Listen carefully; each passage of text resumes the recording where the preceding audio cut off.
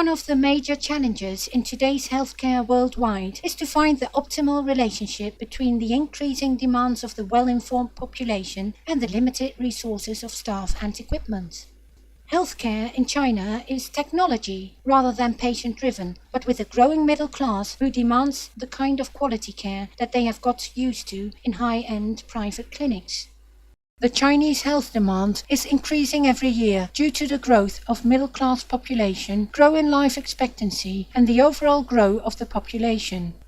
To cope with these ongoing flows of patients, the Chinese government proposed to establish a new series of 2,000-bed hospitals. This innovative concept for new hospitals requires dedicated research and development to adapt it for the Chinese approach to illness and health. It also requires a dedicated partnering that appreciates the Chinese challenge to uplift healthcare, not only by just constructing more of the same hospitals. This way of thinking is easier to bring in an innovative climate as in China.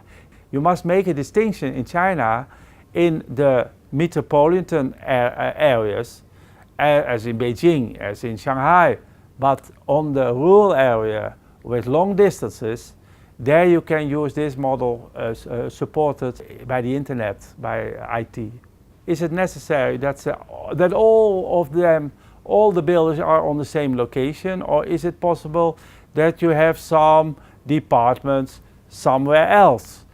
Because nowadays we have this modern IT with the electronic medical record in the cloud.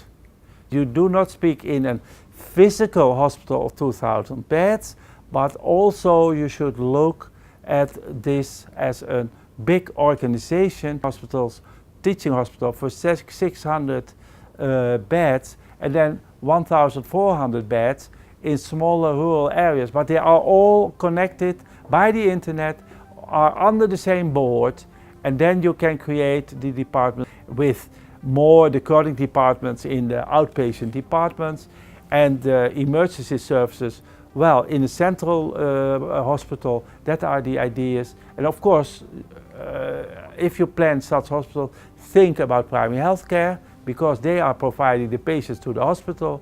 Think about the ambulance services, because they are important for the emergency departments. Let us work it out.